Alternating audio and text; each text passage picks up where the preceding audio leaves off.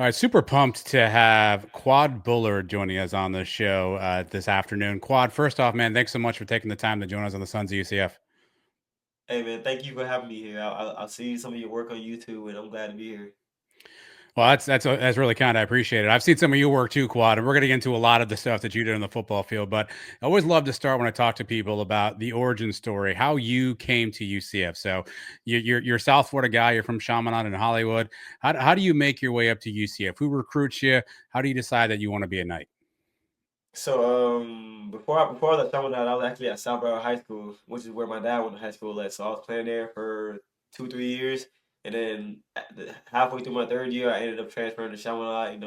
Shout out to Coach Jones. He the one that showed me you have to grow up when it comes to playing on a professional level, especially how he treated us in high school. And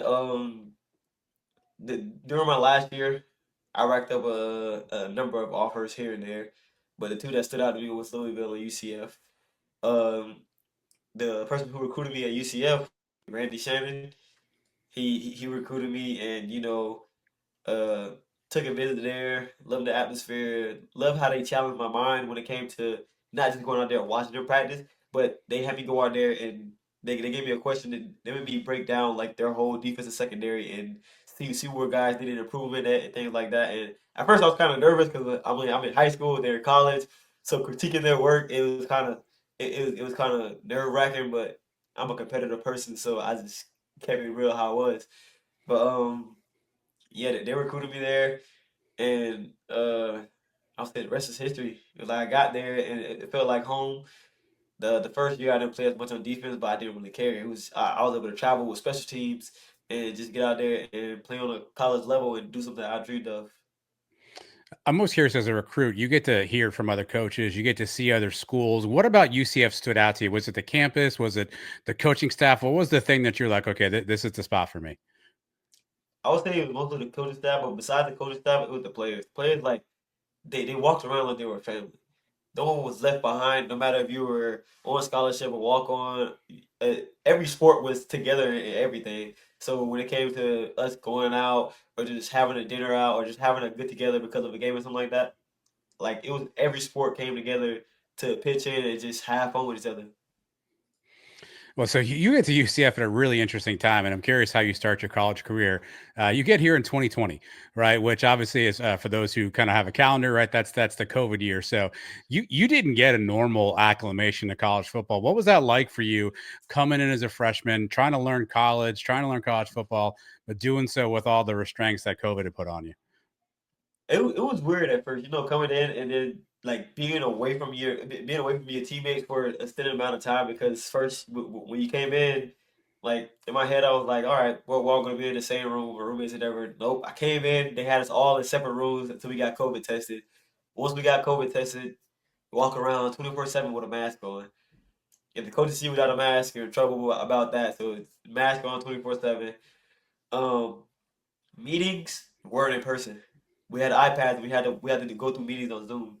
So it was kind of weird, just sit on an iPad going through Zoom, going through defensive plays, things like that, rather than having like a playbook right in front of you and having a coach right in front of you when you have to ask questions. It's like you got to ask questions, so you got to put it in the chat and instead of having it like answer right then and there. So it was kind of weird, but we made it work somehow. What do you think you missed out on not getting that experience? Was it harder to learn the playbook, harder to kind of get to know your teammates and coaches? What do you think you missed out on the most? I would say it was harder to get to know your teammates outside of football. It was literally football and then back to your room, all because there was nothing to do outside of football. So like the family and the brotherhood that we had, it was still there, but it wasn't as meaningful as I would say the previous years that I just went with. You played a bunch. It looks like you played in all 10 games. You said obviously some on special teams, some on defense. Do you have a welcome to college moment where something happened to you either in a game or practice that first year where you were like, okay, this isn't high school anymore. This is different. This is not what I'm used to. I would have to say, I forgot what game it was, but like you said, I was on special teams, and I was probably one of the smallest guys on the team, and they had me on the front line of kick return. And I was either blocking the fastest dude but the biggest dude, I feel like it had to be like Navy or something like that. Dude had to be like 250, it's like just pure muscle, neck pad, and I had to block him.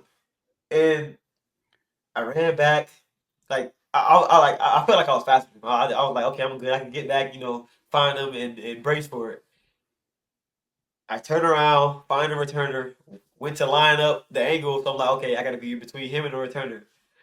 By the time I turned back around, he was like literally right in front of me.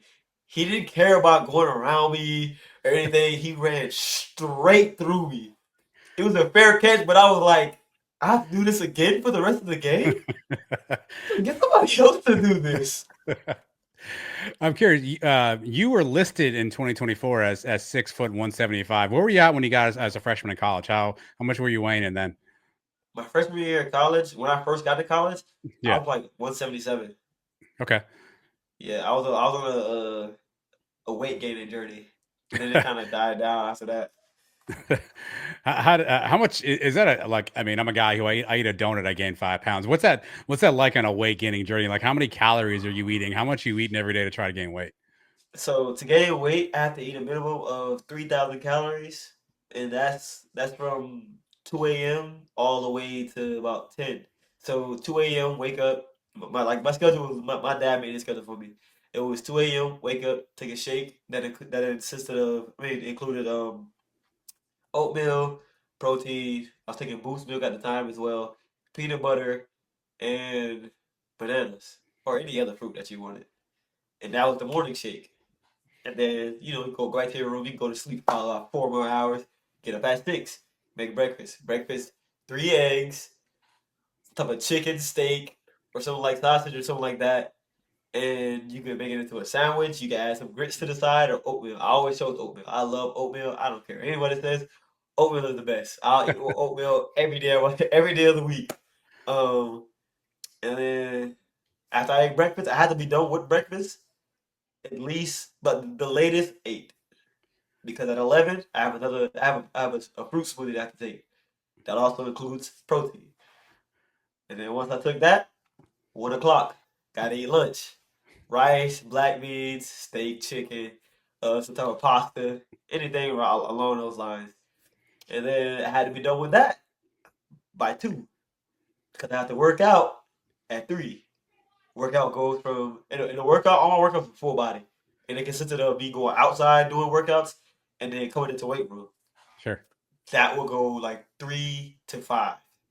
Once you finish that, go home, protein shake. The same shake. Yeah, the same shake that I took this morning. That same shake again. Relax, and then around like 9 o'clock, take another one of those, and then go to sleep, and then repeat it.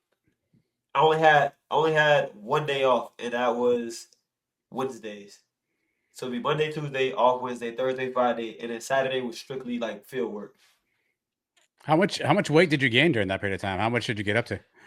The heaviest I've been was like 185, 187, and that was like that was going into my junior year. Okay. Let's going back to that 2020 season. UCF goes 6-4 that year, right? Obviously, you just got here, but I mean, this was a program that had went undefeated in 2017, only lost a game in 2018, had a good year in 2019. A lot of people thought 6-4 was kind of a disappointing season for UCF. From your perspective, kind of being new, being a part of the team, what did you make of that 2020 season and how your team performed overall? I just seen that we had a lot to learn. During that time, a lot of people opted out or whatever, and it was like a lot of people weren't actually buying into the program or what we were actually doing. So when you have pieces that are, just I would say deteriorated or not putting in the same effort as the next guy, Hmm. you see this is the results. So like we have a full team that's all buying in on the same goal, the same mission. Everything goes smoother. Well, so you mentioned earlier you go to UCF and you're there to play for Randy Shannon. Well, then all of a sudden, come 2021 in January, you learn that Coach Hypo's leaving, and then soon thereafter, obviously, you know that Coach Shannon's going to be leaving as well. What were your thoughts when the team, the guys you came to play for, all of a sudden weren't going to be at UCF anymore? What were you thinking at that moment? As soon as that happened, I was thinking about transfer because I was Yeah. like, I was like, dang, I came here for you guys, and then you just left. And I was like, maybe I have to go somewhere else where maybe the coaches have been there for a while and they don't plan on leaving, and I could possibly find my way into their program. But I just like I had a good talk with my family, and they said if I did transfer, it'd be the only transfer I ever made. So I was like, you know what, I'll save that for a later time if I have to. Well, then Gus Malzahn comes in and he brings in Travis Williams, T. Will as your D coordinator. What were your first impressions of both Coach Malzahn and Coach Williams? Coach Malzahn, he's a very old school dude who believes in like you are what you put on film, and he's not gonna deteriorate from that. It's like you can be the highest rated person in college football, they can think very highly of you, but if what you're putting on film isn't what's needed, then you're not gonna play. Coach T. Will, probably the most energetic coach I've ever met. Early in the morning, the one of the funniest things he always said, it still makes me laugh to this day. He'll be like, so like he would always say, gotta get your piss hot, man. You come in to check your oil today. I'm like, what? What do you mean? But like he made playing the game of football fun for us. Even when like the games we were losing, he always came in there and always made us laugh. Like yeah, we had our serious times, but he also had times where we were all laughing. We were all like a family. How was his defense different than what you guys were running under Randy Shannon? I'll say it was more aggressive. It was more aggressive. Like we were way more physical. Like so, we had a drill called night drill that we ran every day in practice, and it was literally like it was defensive guy versus defensive guy, but it was a D tackle versus a D tackle, and he had his matchup set up, and it was basically one person's on defense, one person's on offense, and you're in a stalemate. And when he blows the whistle, the defense person has to rip off and go scoop up the ball or whatever. But he held the whistle purposely to see how bad somebody wanted to drive the other person back. Whether you're on offense or defense, he wanted to test your willpower. He didn't care how strong it was. He just wanted to see if you would give up when things got hard. I mean, I follow UCF football pretty closely, Quad. A lot of people do as well. But I got to tell you, and this is no disrespect to you at all, but 2021 comes around, and all of a sudden we hear Quadric Bullard starting at safety. You weren't a name a lot of people knew about, right? You'd only been at UCF one season. To your point, you didn't play a ton on defense. You're on special teams. So all of a sudden, who's this skinny 37 out on the field? What did you do to earn that starting spot? What did you do in camp? What did you show Coach Williams and Coach Williams, Addison Williams, that put you in that starting role? This is the story I've been waiting to tell for a minute. So this is how it all started.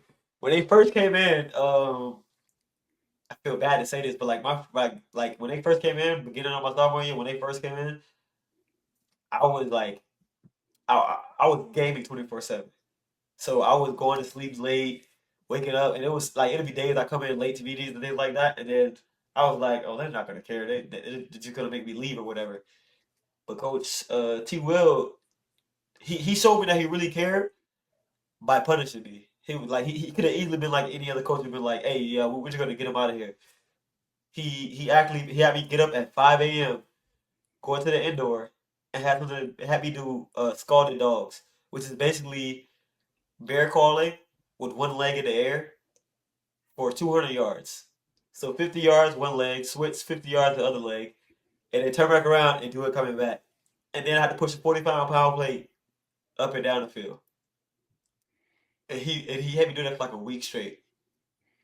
And then it was like a part of me wanted to quit, but I was like, okay, he actually cares then. If he's going to this extent for me to get correct, he cares. So I went through it.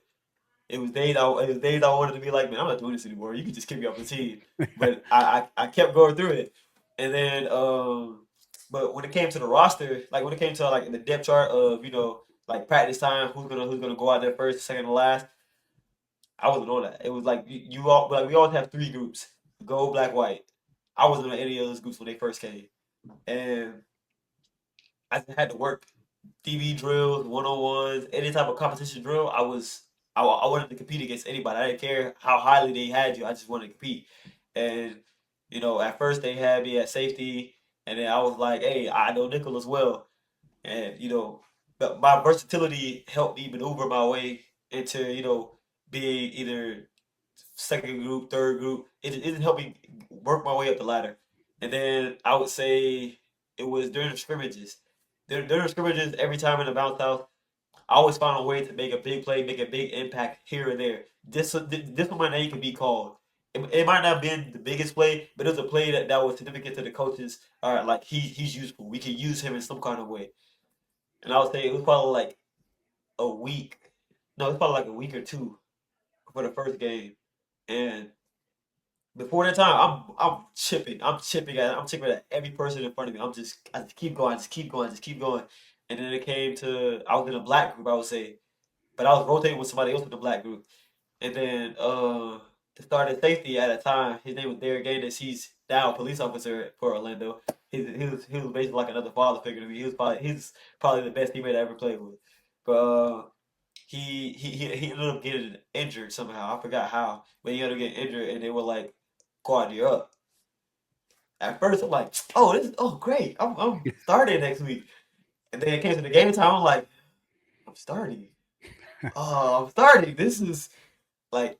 Before that, I probably threw up like 3 times in the bathroom before the actual game. I was nervous. First game, like I played on a college level, but not a significant role as the starting safety for the game. And shout out to Coach Gibbs. He's now at Arizona State. I'm pretty sure. I'm pretty Yeah. sure. And he's the one that calmed me down because he knows I'm a nervous person. My mind's always racing when it comes to figuring out the scheme and everything like that. But he calmed me down. He was like, "It's another game. Don't make it bigger than what it is," which I like. I have a habit of doing. But he's able to calm me down. And I went out there and I didn't play as well, but I played well enough for us to win. And that was the main goal. Well, I got a lot of follow up. So, hey, how long did you have to do the punishments for? How long did that go on for? Until I could complete it. So like the first day, I probably did half the Scalded Dogs, and he was like, "See, nah, you quitting. Let's come back tomorrow." I was like, "What? Tomorrow?" Oh, and like it was like I would get so close to finishing, and they were like, "Come back tomorrow," and I was like, "Okay, I don't even want to come back anymore then." But I guess he was just testing my willpower, and I'm glad he did. Were you the only one doing these, or was it just you and T Will in there? Yeah, it was just me and him. uh, 5 and, a.m. and you said you were staying up gaming. What were you gaming? What were you playing back in those days? I was playing Call of Duty 24/7. I was playing Call of Duty with my best friend who goes to Stetson right now, but me and him were gaming 24/7. So was that something where I mean, like, take me into like you walk in a meeting late. Like, what happens when like the door swings open and here comes Quad rolled in like 10 minutes late? Like, what did coaches say to you? Did you have an excuse? What was your excuse for being late? So that like, it was I just didn't wake up on time. But like thing Coach Addy, Coach Gibbs always told me, if you're late, don't come in. Just stand by the door and wait for people to start leaving, and then you walk in. And then I did that a couple of times, and Coach T Will was like, see me at 5 a.m. and I was like, now I gotta go to sleep early, so I'm not late to this. You mentioned the first game. The first game for UCF in that 2021 season was against Boise State, which was a unique one because there was a huge weather delay. Game was supposed to kick off at 8, and all of a sudden there was thunder and lightning. Y'all didn't take the field till like after 10. The game didn't end till like 1 in the morning at that point in time. What do you remember about that game and kind of that? I imagine you already being nervous. Now you got to wait like 2 extra hours to get on the field. What was that wait like for you all in the locker room? That's probably the longest wait I've ever had. I would say after the second time they told us it was delayed, I ended up taking a nap in the locker. Like I went and got me a towel from the training room and I balled up inside of my locker and I went to sleep because I was like all the adrenaline was rushing. Dude, I'm like, oh, you're about to go out here and play, and then they said it's a delay. All right, probably like a 30-minute delay. All right, it's another delay. They said we won't play to the. All right, I'm going to take a nap. All the energy is already gone. I like because I usually eat candy before the games, so it was literally like a sugar crash. And I was like, all right, time to take a nap now. Went into my locker and I balled up and I fell asleep. And then all I feel is somebody tapping me on my leg. I'm like, what are y'all on? And I'm like, we about to go play. I'm like, what time is it? Take the time. I'm like, bro, we playing this late? Oh, man. That was a weird year for obviously UCF. One of the weirder games, Quad, was at Louisville, where I don't think I've seen that many people get injured in one game in my entire time watching football. It seemed like every play on offense, on defense, and I remember Bowser going out. What take me back to that game? What was it about Louisville? Was it the field? Were they just hitting you differently? What was it about that game that was causing so many injuries? I would say like majority of like football in general is turf fields. Turf fields are probably one of the worst fields to ever play on, and it's like the I'll say the give of the ground is not the same of with grass. So turf is so strict when it comes to cutting. It's like if you overstep too wide outside your base, your foot's not gonna slide. It's gonna stick, but now your body's in a weird position. So you're more injury prone. Whereas the grass, if you step outside your box too far, you're gonna slip. If you slip, your body's gonna naturally try to catch yourself from slipping. But turf, your body feels your foot sticking, but it's not reacting to how the rest of your body is moving. But I was just leave it up to turf. Turf is probably the worst thing ever used in football. Well, one of the guys injured in that game was Dylan Gabriel, who ends up being out for the rest of the season.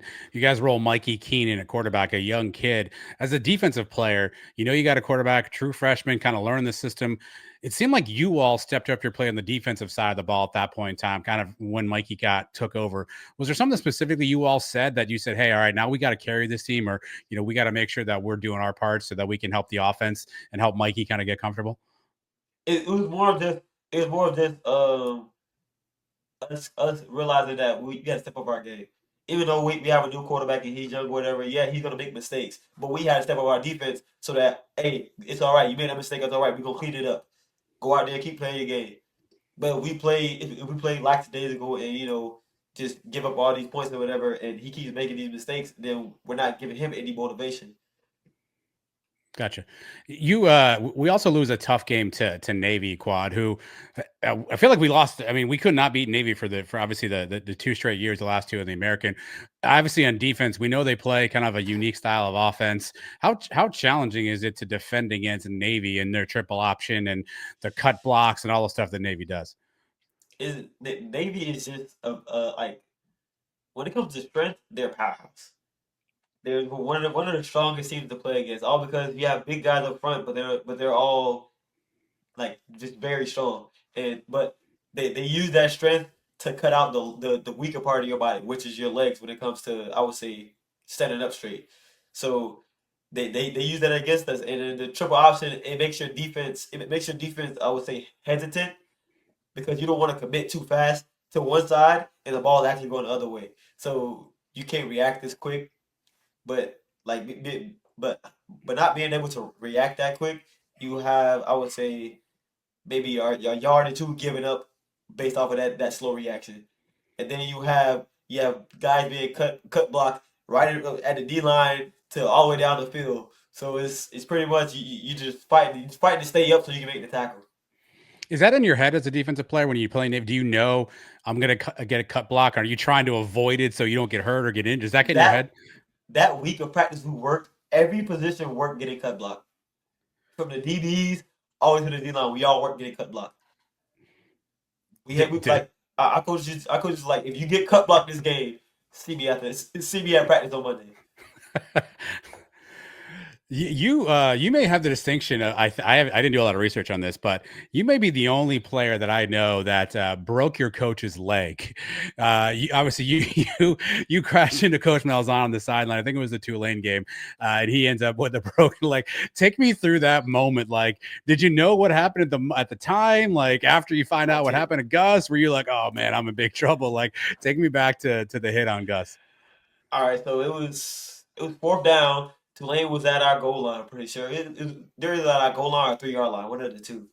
And I'm at safety. We were in like it was a call we called seven line, and basically it was all seven DBs. Well, no, all four DBs. You stay on that line and don't let anyone catch the ball in front of you. So we were all playing, and then the quarterback extended the play. He started running around, so we gave a little ground because the receivers were getting deeper. I'm the furthest safety. Quarterback throws it up, tight end goes up, and I knock the ball out. and I'm just happy. It's a fourth down stop. We gave the ball back to our offense, and I was running down the sideline celebrating whatever. Like I was just celebrating because it was a fourth down stop, and then two coaches were walking, and I didn't see Coach Gus walking like basically walking behind one of the coaches. They seen me and parted. I didn't see Coach Gus until like last second, and I ran straight into him, but I didn't realize who I hit. So after we both fell, I got up and kept running. And then I come to the sideline and like I'm getting dapped up. Everyone's like, "Yeah, go on, good job." And sit down. And then I sit down, and someone was like, "Yeah, you hit Coach Gus." I was like, "What?" I'm like, "Yeah, you hit Coach Gus." I look over at him. I see him limping. I'm like, "Oh, this is not gonna end well for me." And then like I didn't realize he broke his leg until he came in. He was on crutches, and they were like, "Yeah, he broke his leg." I was like, "Oh, this is not gonna end good for me at all." Do you apologize to him? Like what do you I do? After the team meeting that next day, I was like, "Coach Gus, I'm so sorry. I did not know I hit you, let alone knew I broke your leg. I was like, I just didn't see you until last second. I was too hyped." But he like to this day he still jokes about it. How weird was it seeing him like coaching on like that table, like in It the was middle of whatever? like every time I see it, every time I seen it, I always like related it to like if you watch the bands, they always have a director that's standing on the podium right there. I always directed. I was like, look at Coach Gus directing us like we're a band.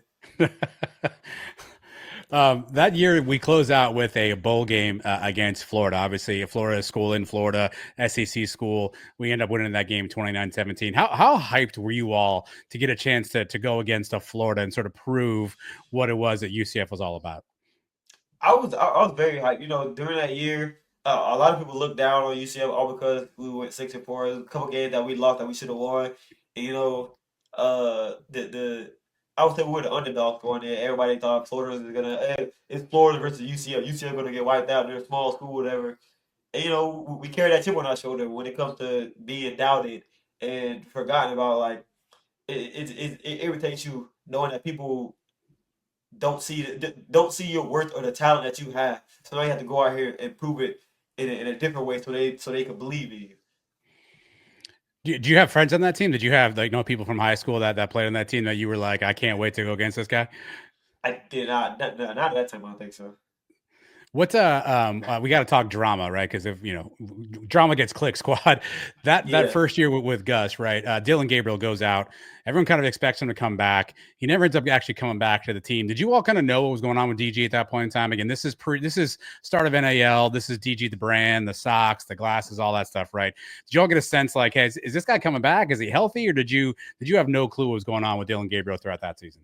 I had no clue. I thought he was just recovering and like to so he could come back healthy to the team or whatever. Like we would go about our days naturally. We just never did like in the facility every now and then. The training room, get it back healthy and everything. So we thought he was, getting back healthy to come back for the team. Get ready for the next season. And went through each and every day. Like we didn't forget about him, but like it wasn't one of the focuses. And we were like, all right, let's keep going. We're gonna have a quarterback back next year. And then we see it on Twitter, and we're like, what? And we never seen him again. And I was like, that's crazy. So you found out on Twitter. You didn't find out from anybody else. You found out on social media, and that was it. We found out on Twitter. Well, the good news is the next time you saw Dylan Gabriel, you intercepted a pass by him. So the good I, news is for you, their was reunion I was good, was right? so happy about it. Like at first I was like, all right, I'm gonna at first I wanted to sack him. I wanted to get a sack on him so bad. I don't know why, but then I had to go to nickel because one of our nickels was he ended up getting injured like early on in the game, and I went out there covered a bit, and then when I caught the pick, it was I didn't look at the film. I was actually beat on it. It was a nice slant. I was there. Like if he would have caught it, I would have made the tackle. But Nakai Martinez in the right position during that call. Did a slant. I played outside leverage, and he cut right into Nakai. He hit him, and I reached out. I thought I was gonna drop it because when I pulled it in, I pulled it in too fast, and I didn't like have my other hand ready, and it went straight to my legs. I just caught it with my legs, and I grabbed it. I was like, I caught a pick. But by the time I had the ball, I was tired. I was so tired. I was like, and I ran straight to the sideline, and then I was like, I don't know why I didn't run out of bounds. I see DG, and I was like, I'll take this hit. I don't care. I caught a pick. Well, let's go back to 2022 for a second. Again, more drama. Mikey Keene comes back. Obviously, he played pretty well as a freshman. We bring in John Rice Plumley from the transfer portal, and there's a huge battle going on all spring camp, all fall camp. Right? Is it going to be JRP or Mikey? I know a lot of people wanted one or the other. From a defensive perspective, what did you see in that battle? And do you think that the right guy won that job? Honestly, I mean, during that time, like it was a good battle. We did competition against each other. They each had their fair share of mistakes and things like that, but they also had great completions and things like that.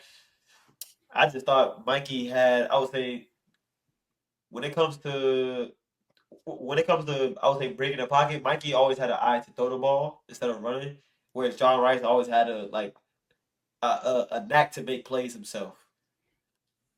So in that situation, I mean, could have went 50-50, but you see where it went. All right, take me to Georgia Tech. There's about 35 seconds left to go in the first half. We're playing at home. Do you remember what happened next? I think the punt block. That's the pump block. That's right. Quadric Yeah. Bullard, first career college touchdown. Take me through that play and your emotion scoring your first touchdown. All right, so it was actually a bounce back play for me. So I would say probably a drive or two before that. I was playing safety, gave up a deep post for a touchdown. I was devastated. I was like, man, I just gave up this touchdown. We're not supposed to lose to Georgia Tech, man. This is crazy. And then two drives later, and punt return, I'm like, okay, got on the fourth down. They punt the ball. All right, I can make a play right here. I'm good at special teams. This is what I do. So snap the ball. Like majority of our punt blocks were surrounded around me coming free to make a block, or like a lot of teams would scheme up for me to come block me and leave somebody else to come block. So I get in there and I'm like, all right, I'm walking around. I always like to walk around in disguise on punt return. All because if you're scheming for me, I want to mess with your head, so you guys don't know what to do if I'm over here and I'm over here. So I stacked behind. It was most likely I was stacking behind Cam Vine at number 25. I'll always stack behind him or another big dude that's coming off the edge. So I stand outside of him. So when the dude comes to block me, Cam ends up running into him, and I come underneath. And I honestly thought I wasn't gonna get there. I get in there, and I forgot who I run into. It was probably Jarvis Ray. Jarvis went to UNLV. Yep. I run into Jarvis. Jarvis is the one who actually reaches out and tips the ball. And I'm looking around. I'm like, where the ball at? I'm running. I bump into, I think it was like, no, I kicked the ball actually. Because I didn't see it. So the ball's like right here. I kick the ball. It bounces. And it bounces like, it was a perfect bounce. It was one of the most beautiful bounces ever. Because it bounces right into my hand. I didn't have to reach down or anything like that. And I'm running down the sideline. And I'm like, I can't get tackled. I gotta score. I gotta make up for the touchdown in this game. I gotta get a touchdown of my own.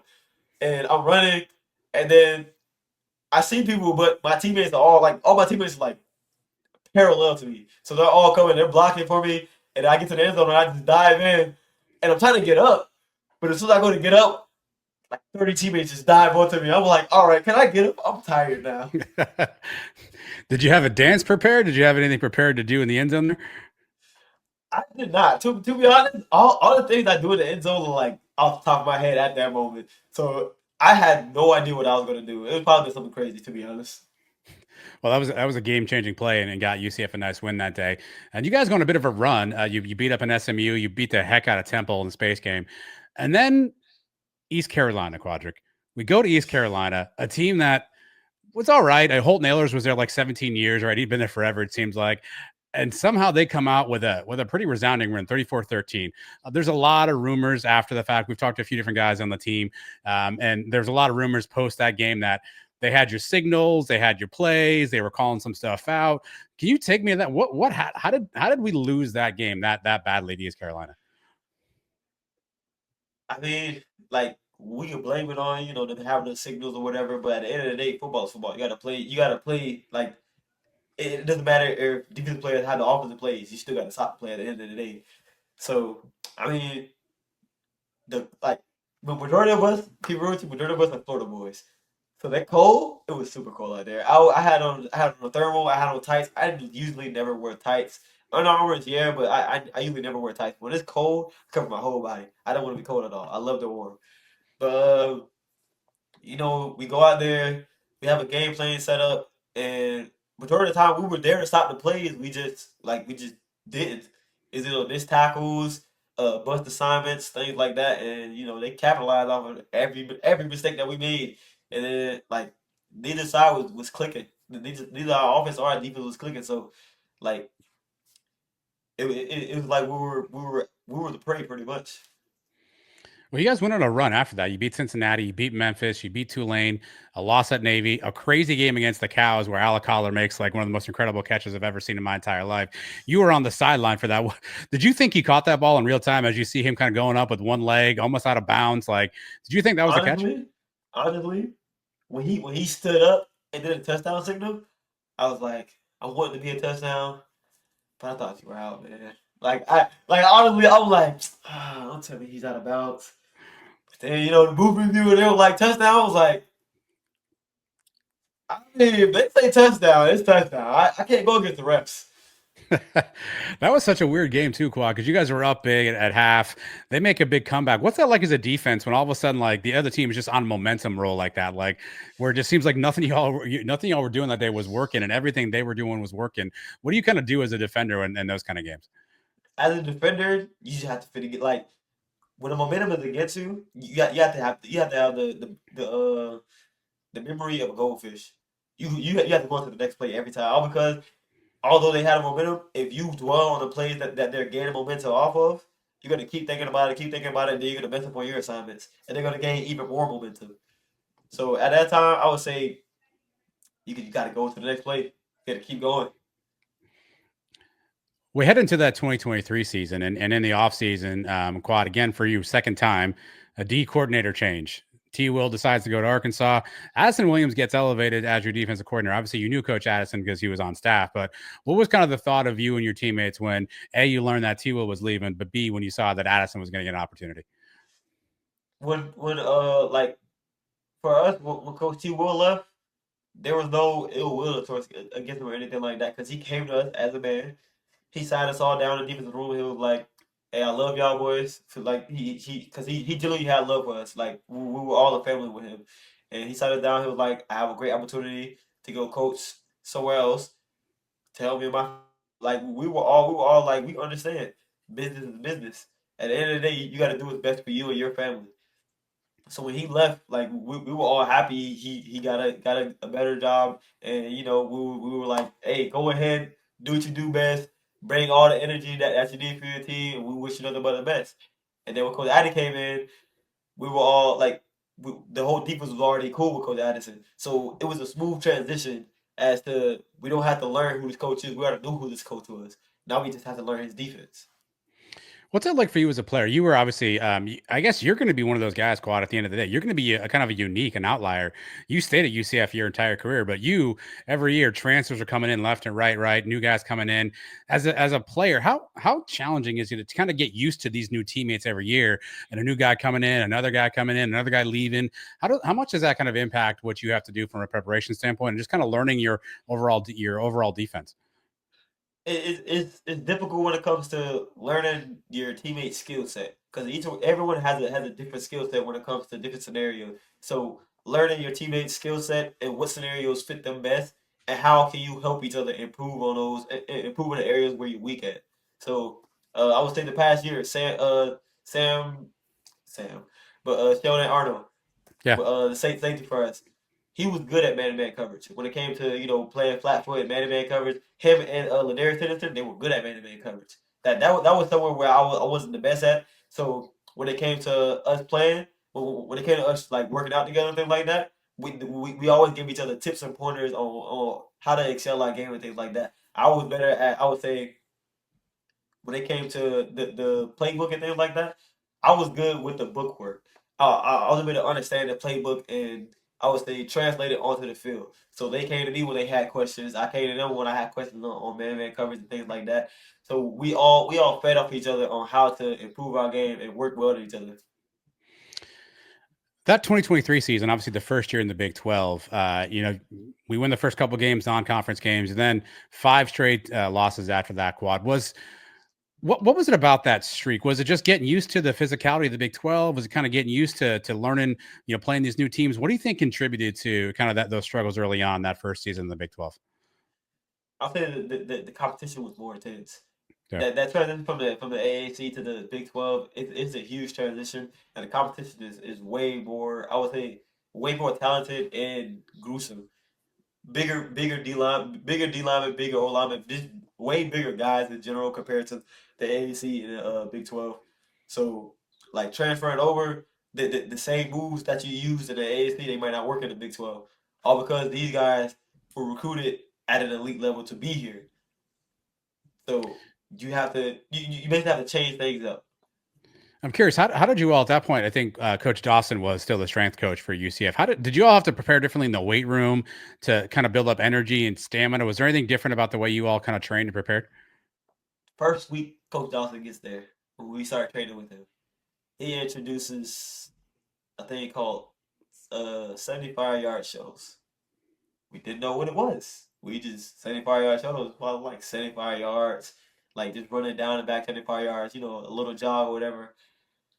It's probably the most gruesome, I would say, cardio work we've ever endured at the beginning. Because when he came in, I think it was like it was a weird time when he came in. So when he came in, it was hitting the ground running. Get there, 75-yard shuttles. We don't know what it is. They're like, all right, 25, back 25, finish 25. But we're not doing that as a team. It's like O line, D line. Then it's like tight ends, no tight ends, linebackers, and QBs, and then it's receivers, and it's receivers and DBs.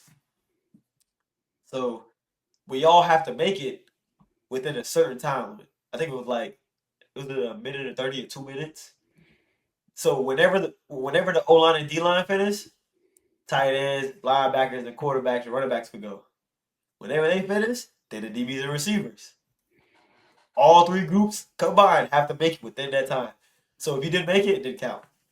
So you're sitting there, you could have literally like six and end up doing 12 to 15, all because a group didn't make it. How much does that like impact? Were guys more prone to getting injured because of that? Were like guys more tired? Were legs heavier just because of the amount of running y'all were doing then? During that time, yeah, a lot of guys like when we first got into it, a lot of us couldn't finish it, all because it was like a body shock compared to the workouts we were doing before that. It was like, all right, what is this? I'm not used to this. But it was beneficial when it came to the season. Whereas I would say I wasn't nearly as tired when it came to going long drives. Probably the highlight of that year, Quad, was the space game at home against Oklahoma State. Pouring rain. You all got the powder blue jerseys on for the first time. One of the storylines coming to that game, though, was Ollie Gordon and how great a running back he was, and he was going to run for over like 200 yards that day or something. Obviously, RJ Harvey took that really personally as well. But as a defense, did you all take that personally, kind of going into that game with everybody basically saying, "Hey, Ollie Gordon's just going to carve up UCF and run for 1,000 yards in one game"? Yeah, we like that was like pretty much just blatant disrespect. As saying like everyone knows UCF wins the space games. It's the game that marks UCF. Everyone loves the space games. And to say that you're just gonna just annihilate us on this day where we pretty much undefeated on every space game, and you're gonna like run all over us, yeah, that's not gonna happen. Especially on this day where the festivities and things like that are on an all time high. So our game plan coming in was to stop him, and we did that very effectively.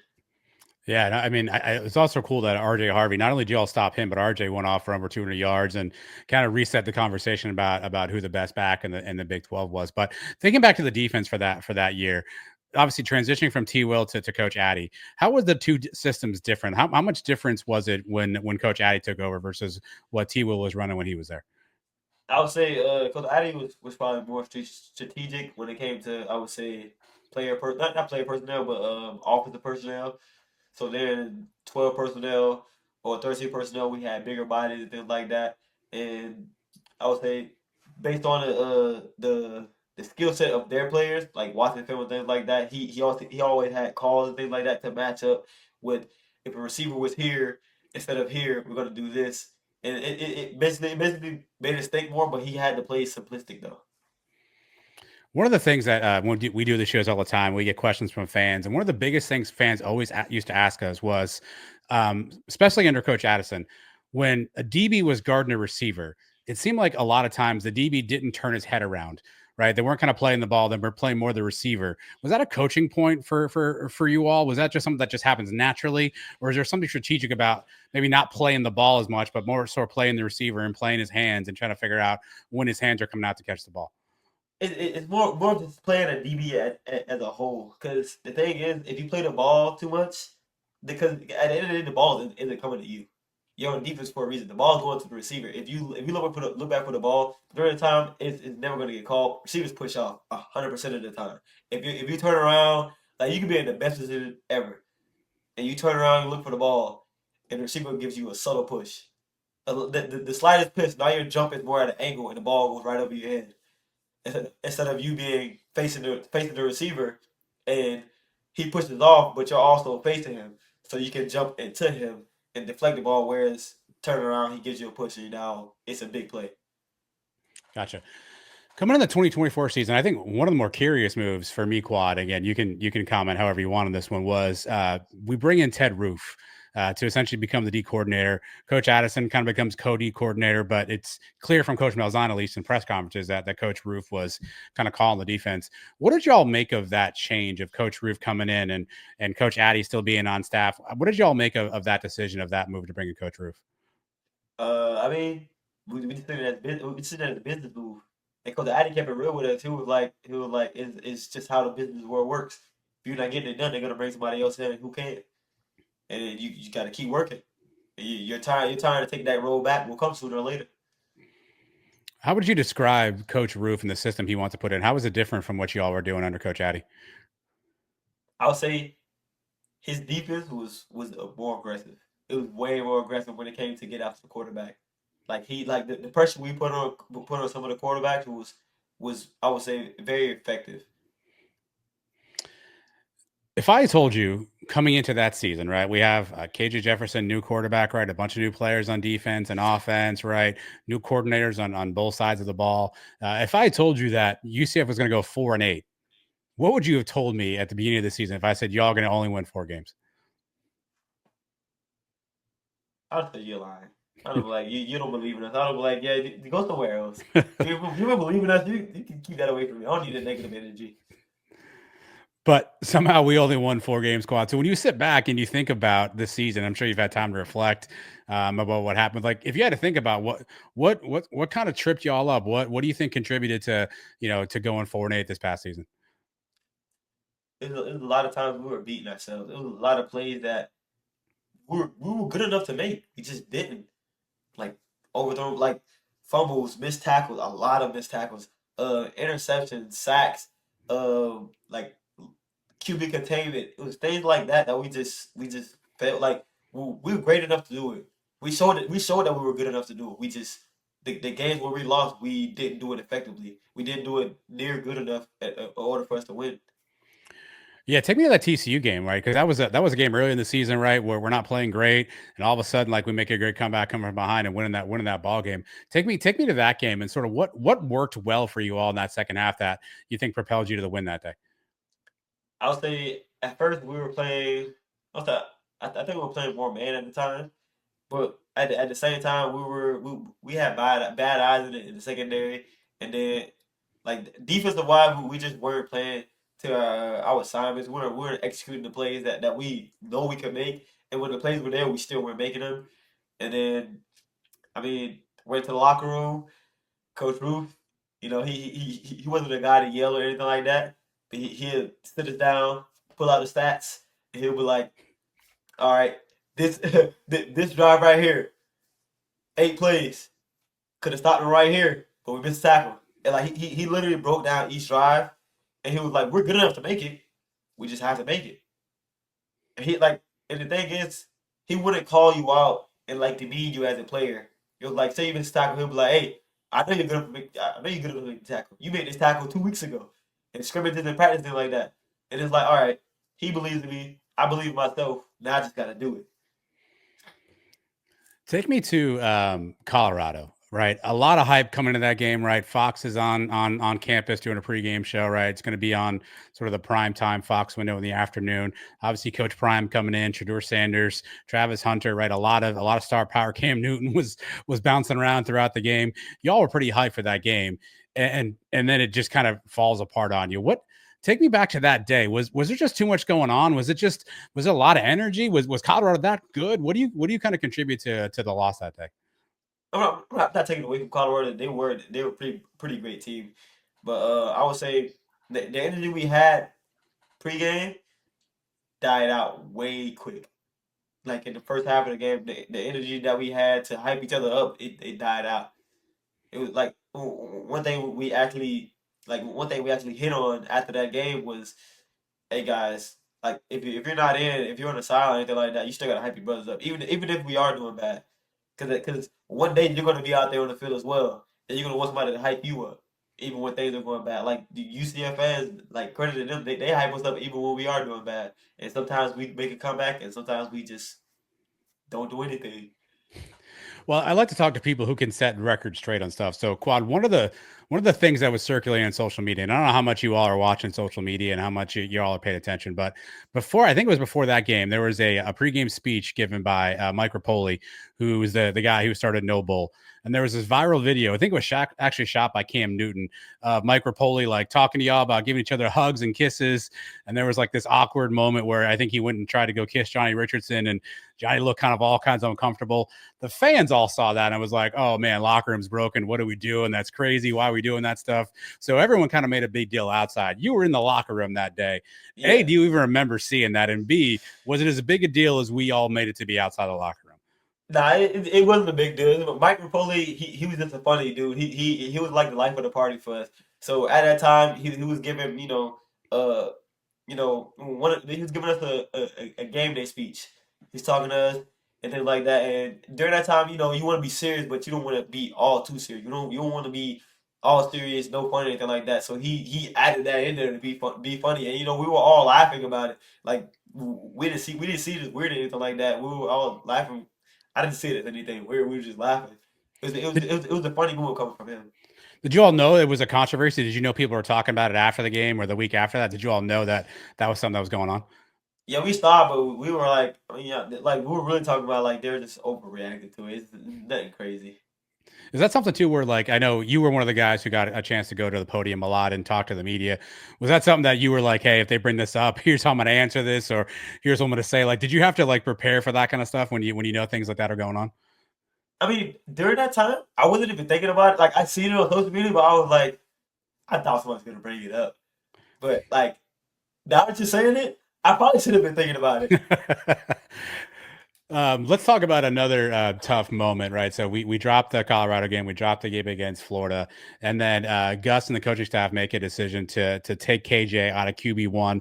Obviously, a guy who came here to play quarterback, a guy who's been at the SEC. A lot of fans had a lot of high hopes for KJ Jefferson. What was your reaction, A, when you found out that KJ wasn't going to be starting and was essentially going to be benched for the rest of the season? I wasn't surprised, really. I mean, like I said, it's a business. If you're not getting the job done, they're going to find somebody who can. And it's better that he experienced this now rather than get to the NFL and, get there and then be used to people just, giving him the spot. And he gets there, and they give him the spot, and he's doing bad, and then they snatch him. And he's like, well, why I took my spot? There's been times where I played horrible, and they snatch me out of the game. They take my spot away, and I just have to go into practice and keep working to get my spot back. Were you surprised at how he was playing again? He came in with such a amount of fanfare. I mean, obviously NIL is a thing, right? So people know, what guys are making and what guys are allegedly making, right? Were you surprised that? I mean, he seemed to struggle a little bit early in the season. Quad, were you surprised? And you saw him in practice. Were you surprised at maybe how he was playing or how he was performing based on what you thought you knew of him from his time at Arkansas? Yeah, I kind of was surprised because like from practice alone, he was a great quarterback. You know, he was able to read keys, you know, find his holes and things like that. And then it came to the game, and like it looked like it transferred over. What does that do to an entire team when you see, again, one of the leaders get benched? He was a captain on the team. Quad. Like, what does that do to the rest of y'all? You're all like, damn, we better step up, or man, that sucks for KJ. What does that kind of do to the rest of the team when you see a captain get benched like that? It makes you like you said, it makes you like, hey, I mean, if they're gonna bench him, they'll bench me in a heartbeat. Then I'd step my game up because if I don't, then I'm the next one to go sit on the bench next to him. Can you shed some light on that for real quick? How are captains selected for a team? So a lot of people point out this season that Ethan Barr hadn't played it down at UCF yet, and he was voted a captain on the defense. How were captains decided? How was that kind of voted on or decided from a team standpoint? The captains are decided by the players. Okay. So what we do is, you know, throughout spring camps and the MAC drills and things like that, we take it all into consideration, and then we go into the team meeting room at one day. Coach gives us all the sheet with every player's name on there, walk-ons included, all of that stuff, and he says choose. I think it's like choose three defense, choose three offense, and you mark who you think will be a good captain. Fold the paper up, hand it off, and they go home and they tally it all, and that's how we choose our captains. Did you vote for Ethan Barr? Were you surprised that a kind of a new guy that he got that opportunity? Oh, I definitely voted for him. Okay. I voted for him because the love he had for the game was unmatched. Day in day out, he's in the meeting room by himself, watching film, watching to see where he can be better. The way he, I would say, nurtures the younger linebackers and the young players in general to take him under his wing and show them the ropes of how to understand the playbook, what coach actually means when he says this, what coach actually means when he says do this. So it was nice. It was nice seeing him take that leadership role, even when he just came from a new team. There were a couple games this past season, Quad. But we were close to winning the game, and just down the stretch, it doesn't happen. Iowa State comes to mind. We lose by 3. Arizona State comes to mind. We lose by 4.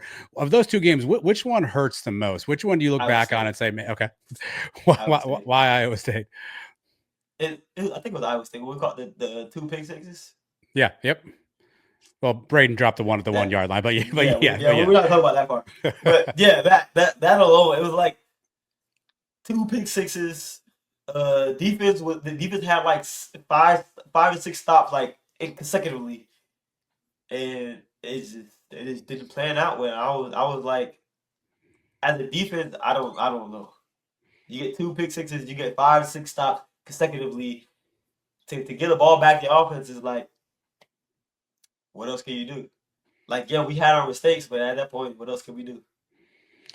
Obviously, yeah, a nice win sandwich in there against Arizona. Again, the space game, to your point, we don't lose the space game, right? A nice win for UCF there. But obviously, from that Colorado game, that's the only game you all won the rest of the year. Did you see guys at that point, and yeah, you don't have to name names or anything, but did you see guys like checking out a little bit, guys maybe not trying as hard? Did you kind of sense in the locker room some guys were kind of like, I just want this to be over with at this point? I mean, I can't speak for offense, but I know defense. It was like the bond we created all because like during the before the season even started, we had a bunch of like outbreak groups that we went like defensively. Like there was one time we had like the whole defensive room. We're sitting in there, and Coach Roof would call up guys like randomly, come up there and tell their story. Yeah, every time there's something to do that you learned about your brother that you didn't know because we don't talk about certain things or because it's strictly business when we're in the building. But just learning new things about your brother and why they're playing the way they are, it just made us go harder. So people like Ricky Barber, they were like his mindset. He was like, college, this is it for me for college. I might as well give it everything I got because I'm not guaranteed to play again. Brandon Adams, hey, this is my last time playing football forever because you're not guaranteed to go to the NFL. This is the last guaranteed time I'm guaranteed to play football. He had a hurt back for a majority of the season, but he still went out there and played even on a hurt back. There's a lot of guys who who manned up to see that like this all ends right now. I'm not guaranteed the next level. And then the younger guys who also played, they were like, I would want somebody to give their all for me on my last chance. So why not give my all for them?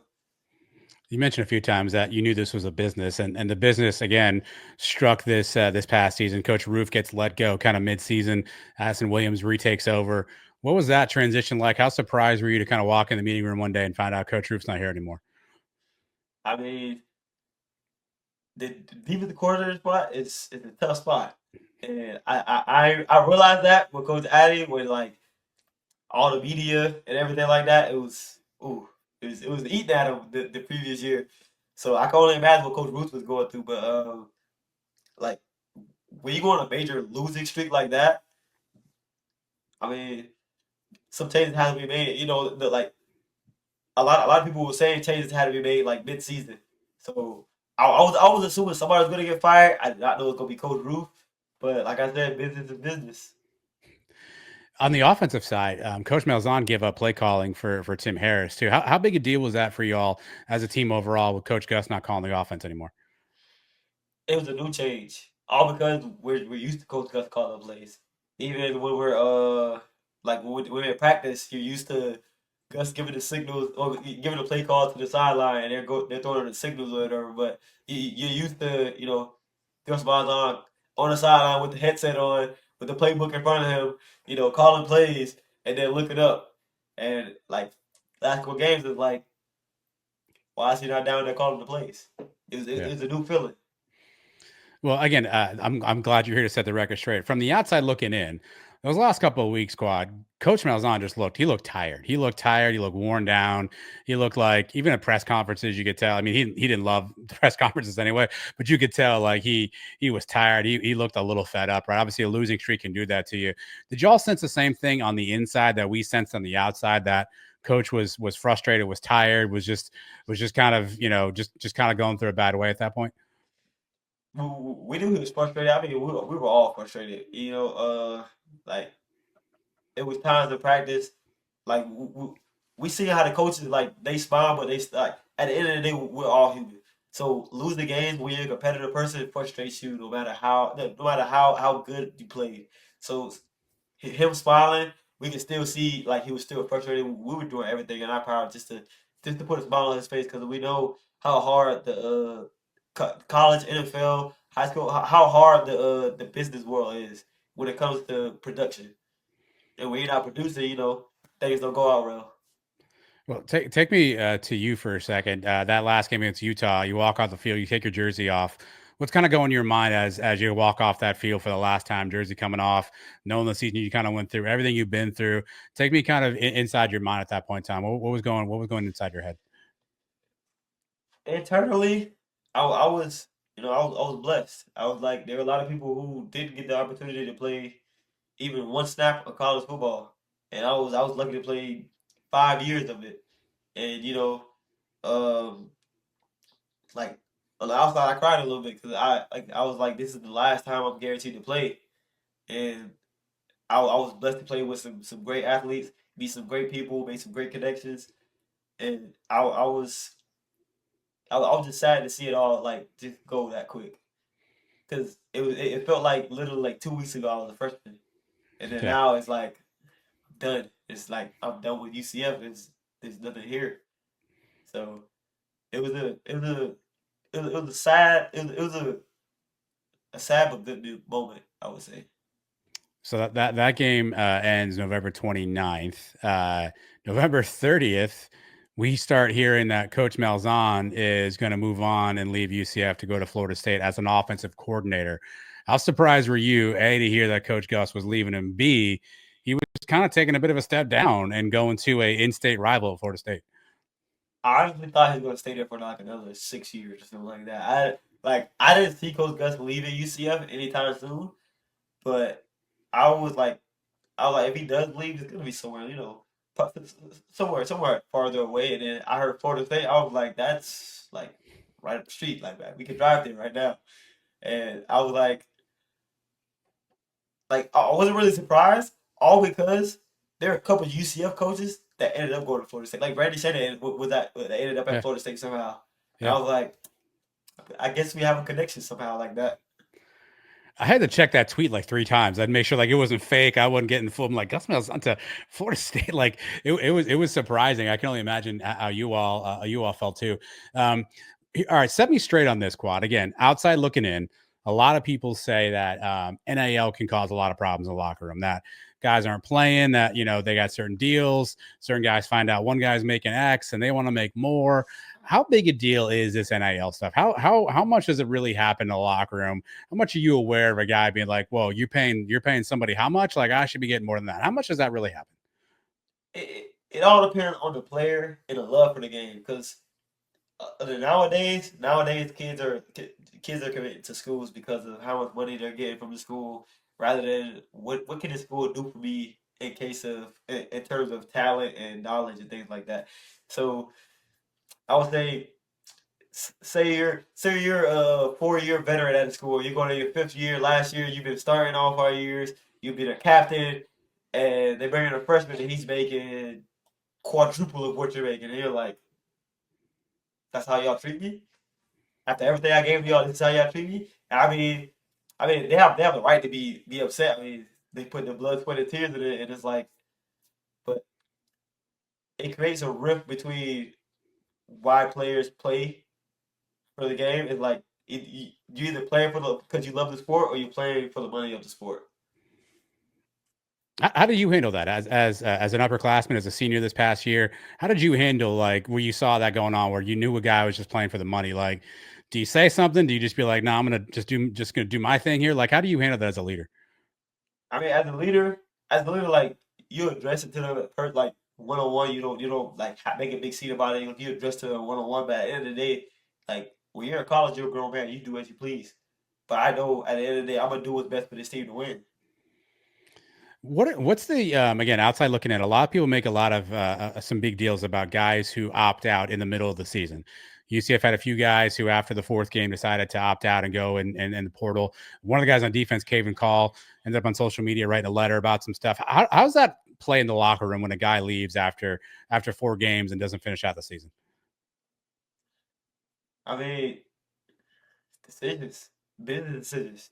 If you don't like how things are going, you try to change the narrative. If you can't do that, then I mean, there are probably some other things you can do, but if leaving is the best option you feel like it is, then you got to do what you got to do. There's no ill will, like especially like if I created a friend like a brotherhood with you already, I'm not gonna have any ill will because you decided to do this. I mean, hey, go ahead and do what you do, but I know the brothers that I have left, we're gonna do everything we can to stick together.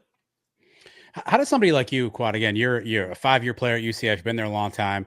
You see these guys coming in just for one season to play and leave. Like, how much did you take it upon yourself to like make sure you impart the culture and make sure like you kind of show them the way things work here at UCF? I know some of these guys coming in, they're only here for a season, but how much did you and some of your teammates kind of take pride in being like, hey, let me show you how we do it here at UCF? I mean, it was kind of a whole persona. UCF has been my home since I was 18. Why would I leave? They've given me everything I needed to be successful in life. Why would I bite the hand that fed me? Why would I leave and have to go rebuild the same brotherhood with another team, build the same connection with the coaches that I met at another school, had to start over with a bunch of different things, especially when UCF has been nothing but good to me. There was no reason for me to leave. So what's next for you, Quad? What are you up to these days? Are you training for draft, pro day? Catch us up to what's new with you. So currently, right now, I have a side job as well that I have bills and things like that I have to take care of. But I'm also working out, getting myself ready to participate in the Big 12 Pro Day. What are you training on right now? What are the things you want to make sure you show out on that day? I want to get faster. There are a lot of times during the season where I could have made a tackle if I was like a step or two faster. And I also want to work on getting my body back healthy, and I would say my coverage skills. I know obviously you didn't play for him, but I know you're an alum just like me, right? Your degree says UCF, so I know you're gonna root and ride and die for UCF. What did you make of Coach Scott Frost coming back to UCF? How I know again you didn't play for him, but how excited are you, or what do you think of that move of Frost coming back? I mean, I'm excited to see what he do. I wasn't unfortunately I wasn't able to play for him, but I mean I'm happy for the guys that I played with, get a chance to play with him, and for what I heard from Shaquem and Milton and things like that, he's a great coach, and I can't wait to see what he does with UCF. I can wait to see what UCF does in general. One of the surprising names that we thought was going to be a part of this team in 2025 for Coach Frost, but is not anymore, is Lee Hunter. I know there's a lot of rumors about about why Lee did what he did, but how surprised you, or how weird is it going to be for you to see Lee Hunter wearing Red Raider across his chest for Texas Tech? I didn't want him to leave, but I mean he got to make business decisions. Yeah. It's gonna be hard because if UCF plays Texas Tech, I love you, Lee, but we're gonna beat y'all. I want to beat y'all badly. Awesome, man. Well, hey, before we get out of here, I like to end every interview with some fun questions: movies, music, sports, kind of whatever's on my mind. So, are you prepared to face some of these fun, kind of random questions? Break it on. Let's go. All right. Who is the strongest guy on the team? So last year, who's the one guy that was just a freak of nature, just like a physically strong dude? All right, Jonathan Klein. Okay. I think he did it a sophomore or junior now. Yep.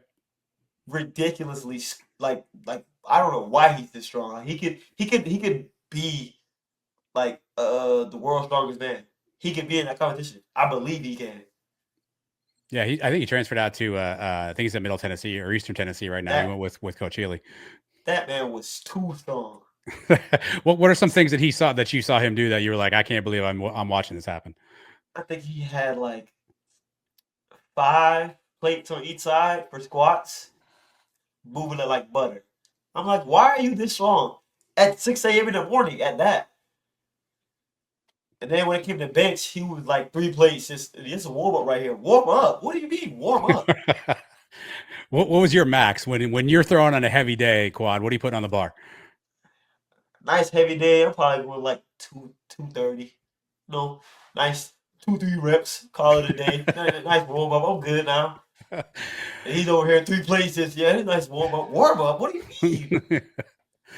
One of the hottest songs right now is "Tweaker" by Jello, LiAngelo Ball. Good song or bad song, Quad? I need your opinion. Is that a good song? Is that something you're cool playing, or is that something you're like, man, that's trash? I would play it if I'm in a funny mood, like a funny mood. But like if I had like an old Chevy Impala on some like old school dunk. Have one of those, I would play that song 100%. I would have on a baggy jersey, baggy shorts with some Air Force Ones, the White Sox, and a basketball cap, and I would play that song. He's gonna swerve and bend that corner. Whoa, whoa, whoa! What was the song? What was the song that got you hyped up? What was your pregame song before a game that you had to listen to? So a lot of people don't know my favorite artist. I don't care what anybody says. He would if it came to a rap battle, I'll take it Eminem against any rapper. Okay. My favorite song had to be "Till I Collapse." Till I That was Collapse. my good song right there.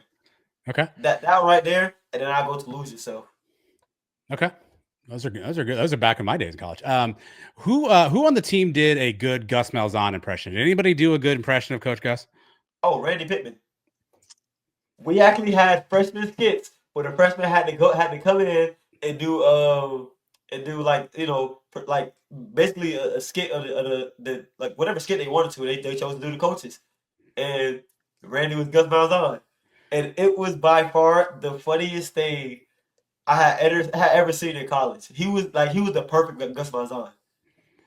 All right, you can set the record straight for us. I know in a lot of social media videos, and even press conferences, Gus was very, very careful not to say any curse words. But Quad, I know I saw a couple games on the sidelines. I can read lips. I know some curse words came out of that man's mouth. Have you ever heard Coach Malzahn say a curse word? Yes, it's Okay. rare, but Okay. when you hear it, you're like, you just said that? Okay. All right. Now I wasn't. I know I saw one game. I could read lips. I was like, oh, he didn't say "dern." That was not a Nah, "dern" out of Coach yeah. Malzahn there. What was your go-to spot around campus? You want to go out and maybe get a nice meal or something? Where'd you drop into? All right, it's two different places. I'm either going to Hugh Magoo's Oh, here we go. or Tenders. Dropped it. What's the Huey's order? Drop the order. What are you getting? You getting the 5-piece, 4-piece breaded sauce? What are you getting? 7-piece breaded, extra fries because I don't want the coleslaw. There you go. Um, Sweet heat sauce with the magoo sauce on the side. Magoo sauce is legit. People don't know about magoo sauce. I think, look, I think it's better than, I know everyone loves Raising Cane's. I don't know if you ever had Raising Cane's. I think McHuey's That I have. by far outpaces I'm taking Raising Huey Cane's. over. Oh, I'm taking Huey over Canes any day. Yeah, I don't. People who don't know that are crazy. What was the most exciting place you had to play on the road? What was the one road venue or the one road game that will always kind of stand out to you? West Virginia. All because it's my first time seeing snow. Okay. Never seen snow in 23 years. With West Virginia, and I seen snow, and I was by far happy. And I thought it was gonna be way colder, but I was actually good. I was outside. I had on a thermal ski mask, had a thermal compression shirt, thermal tights, and everything. I went outside. I'm like, I'm hot. I didn't go back inside and take all this off. I'm hot. What about that blue turf of Boise? What was that like? I hate it. I hated it. I hated it so much. All because I would look at the field and I'd be like, is it straight? Why does it look like this? Was it hard? I know Boise were all blue that day. Was that a thing? Was that legit? Like trying to figure out like you could you not see them as well maybe as you normally would? The only time you probably wouldn't be able to see them is like on kickoff when they're like further out. But like when they're in front, like when they're right in front of you, probably like 10 yards away, it wasn't bad to see them. But on kickoff, if you're running down and the dude you're supposed to be watching suddenly disappears, and all you see is blue moving, you're like, hold on, where did this man go? I know I just seen him like 5 seconds ago. What other sports on campus did you get a chance to watch? Did you ever watch basketball, softball, baseball? What other sporting events did you ever get a chance to check out on campus?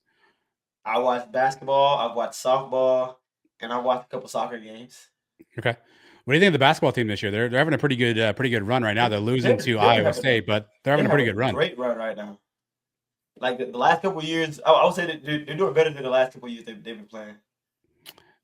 How close are football players to some of the other athletes? Do you guys hang out with the basketball team or the soccer team and stuff like that? Like how close are the athletes at UCF in general? We're pretty close. Every time we go into the like we have the Garvey, we all go in there. We're all like, there's nobody sit like you might have might have a table of football players, table of track people, a table of like basketball players, but we all have like players who go sit with other sports. We each have other players go sit with other sports. People from other sports come up talk to us. We say hey, greeting and things like that. Like we're all like connected at some point.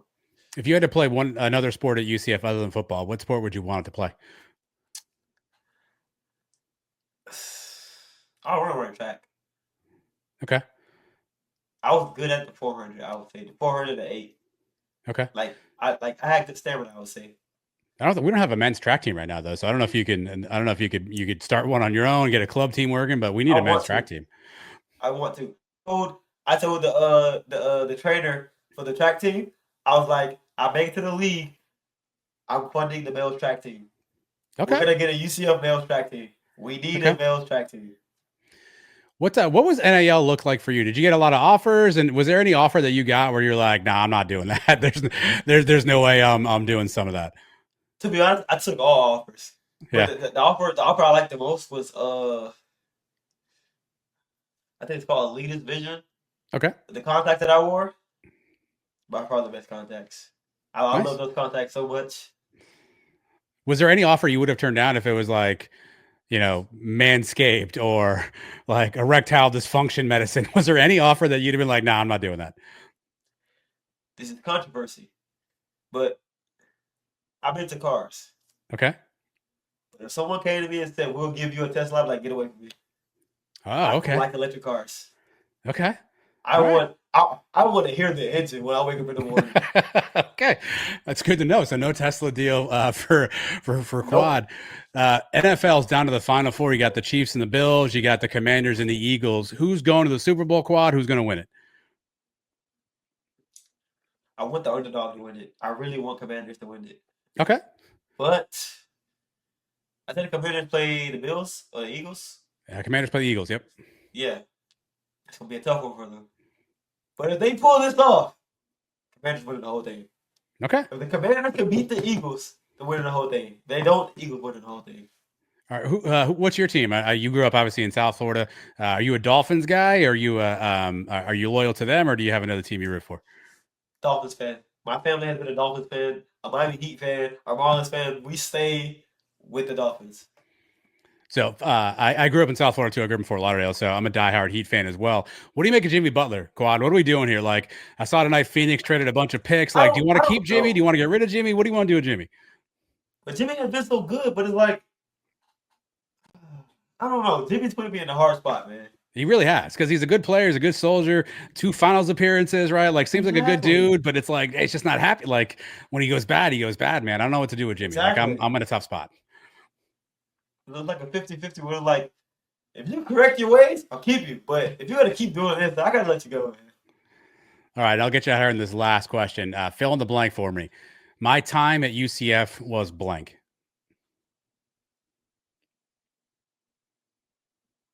Adventurous. In what way? Yeah.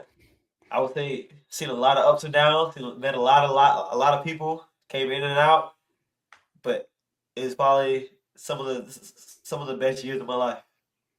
What would Quad today tell 18-year-old Quad as he walked into UCF for his first day? What would you tell yourself back then that you know now? It's gonna be a bumpy ride. So hold on, because there's a lot going on these years. How much do you think, like, you said something earlier that I thought was really cool. Like, like football in college, like it's a microcosm of life. Like life's going to have up and downs. You're going to have changes, right? How much do you think you're going to draw back on these 5 years at UCF and everything you went through as you kind of go forward in your life and whatever happens next for you?